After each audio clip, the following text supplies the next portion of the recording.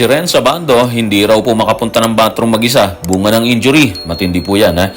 Si Coach Tim Cone, pinasabog ang balitang hindi lang siya ang kinokonsidera ng SBP sa posisyon ng head coach para sa Gilas Pilipinas. Tutukan po natin yan. And si Coach Luigi Trillo, sinabing may chance sa kupunan ni Jeremy Lin sa EASL. Pero bago yan, hihingi po tayo ng isang subscription sa lahat ng dumadaan sa ating munting channel. Kung nagugustuhan nyo ang ating palabas, kung medyo mabigat ang subscription, siguro kahit isang like at isang share na lang po yan. Okay na po ako dyan. Maraming salamat. Matapos bakbakan at talunin ng SK Knights sa score na 81-80, halos isang linggo na ang nakararaan, lumagapak ang Meralco sa 1-3 win-loss record sa ginaganap na EASL sa kanilang pagharap sa grupo ni Jeremy Lin ng New Taipei Kings sa PhilSports Arena ngayong hapon po yan, January 3, 2024. Sa ganap na ikapito po yan ng gabi, ha? Ano ang nasa isipan ni Coach Luigi Trillo? Ito po ang sinabi niya sa report ng Inquirer. May outside chance pa tayo. Ibibigay namin ang aming makakaya sa January 3. Mamaya nga po yan. Matatalo namin sila kung magpapakita kami ng maayos. Kailangan namin maglaro sa mas mataas na level. Mag-focus, mag-adjust sa laro, at mag-react ng maayos sa susunod nating laro. Pagtutuunan natin ang pansin itong susunod na to. Isa lang ang ibig sabihin ni Coach Luigi, ha? Dapat prepared sila or handa sila sa kanilang pagharap sa grupo ni Jeremy Lin ngayong gabi. Kasi kung hindi, tsak, may kalalagyan na naman sila katulad na nangyari sa 81-80 na pagkatalo nila sa SK Knights.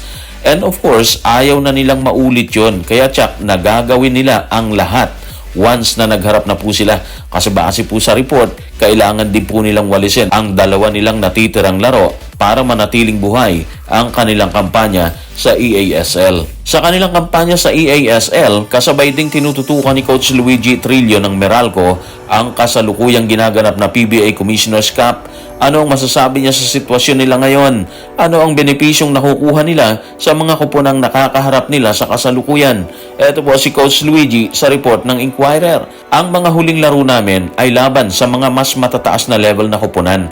Hinebra sa PBA at saka SK. Ngayon Taipei. Champion yun kung hindi championship worthy na teams. Kaya medyo mas nahahasa kami. Actually, hindi biro yung sked kasi kailangan mong mag-focus talaga sa lahat ng laro. Tapos ganyan katindi yung mga kabakbakan, di ba? Tama yung sinabi ni Coach Luigi. Mas nahahasa sila o ang kupunan kasi nga hindi naman biro yung mga nakakalaban nila rito. So, ang mangyayari po talaga dyan, mas makakakuha ka ng magandang experience or mas makakakuha ang Meralco ng mas magandang experience. Mas maiintindihan mo yung approach sa kupunan na dati hindi mo nakikita na pwede mo palang i-apply. Ganun ang mangyayari po doon. So para sa akin, win-win situation din ang mga ganung sistema.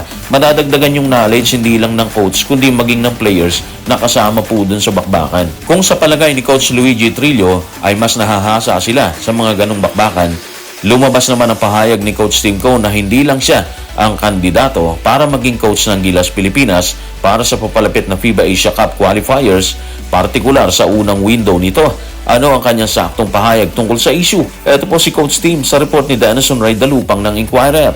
Bukas pa rin yan sa talakayan. Alam ko pagod na rin ang samahang basketball ng Pilipinas sa paghahanap. At bagamat kinukonsidera din nila ako, hindi lang naman ako ang kandidato. Hindi lang siya ang kinukonsidera ng SBP para muling magtimon sa Gilas Pilipinas. Actually, totoo naman yun kasi ang dami namang coach sa Pilipinas at hindi na natin kailangang isa-isahin sa daliri natin kasi kilala naman natin ang ilan sa kanila. So para sa akin, nagiging maingat lang siguro ang SBP sa kanilang pagpili. Kasi sa tingin po natin hanggat maaari, ayaw na po nila magkaroon ng aberya. Sisihan at higit sa lahat, siguradong gusto rin nila na naaayon sa bubuing grupo ng Gilas Pilipinas ang kukuhanin nilang mentor po nito. Ando na tayo sa isa sa kinukonsidera bilang head coach ng Gilas Pilipinas. Sa ngayon, ano ang nakikita ni Coach Tim Cone na nagiging plano ng samahang basketball ng Pilipinas kung meron man? Ito si Coach Tim sa report pa rin ni Denison Ray Dalupang ng Inquirer. Higit na mahalaga, naglalagay na sila ng vision at plano na magpapanatili sa programa sa susunod na 4 na taon sa 2027 World Cup sa Qatar. So kung pagbabasehan natin ang pahayag ni Coach Tim, mas malawak na yung plano at adikain ng SBP para sa Gilas Pilipinas. Mas may direksyon, sabi nga nila, di ba? Imagine hanggang 2027 World Cup na kung saan gaganapin po yan sa Qatar. Mas maganda tinitingnan nila ngayon and hopefully maganda yung mangyari. Sana walang bulilyaso na maganap katulad nung dati kung saan palit-palit sila ng coach, di ba? Anyway, mas alam nila dapat gawin sa Gilas kaya siguro kailangan nating ilagay din yung ating tiwala kasi Isa lang din ang gusto nating lahat at yun ay walang iba kung hindi ang manalo. Malinaw na yung report kay Coach Luigi Trillo kung saan haharapin nila ang New Taipei Kings ni Jeremy Lin. Mamaya po yan. Kay Coach Tim Cone para sa Gilas, malinaw na rin po yan. Yung kay Renzo Bando, gaano kalinaw kaya nangyayari sa kanya sa Korea? May bago ba bukod sa protesta ng Koreans? Ito po ang sinabi ni Cho Yang-do ng Jump Ball. Kasalukuyan dumadaing ang biktimang si Renzo Bando ng matinding pananakit hanggang sa hindi na siya makapunta sa banyo ng mag-isa. Doon po tayo sa hindi makapunta sa bathroom si Renz na mag-isa. Mabigat po yun kasi ibig sabihin po nun, hirap po siyang kumilos or gumalaw ng solo. Kailangan niya ng kasama or aagapay po sa kanya habang papunta po ng bathroom. Ganong katindi yung nangyayari sa kanya na ayon mismo sa report ng ilang Korean media, si Chinano Onwako ang responsable kung bakit po siya nagtamo ng ganong injury. Anyway, matinding debate po yan kasi nagkaroon ng multa si Onwako bilang parusa sa kanya sa nangyari. Pero base na rin po sa report ng Jump Ball, hindi kumbinsido ang mga Koreano sa parusa na ipinataw kay Onwako. Dahilan para magsagawa sila ng protesta sa harap mismo ng KBL Center. Matapos yung mailalim sa pagsusuri ng kanyang pagbagsak, ano ang susunod na hakbang para kay Renzo Bando? May lumalabas na bang resulta para sa ibang test? Tingnan po natin si Bake sa kanyang official Twitter or X account.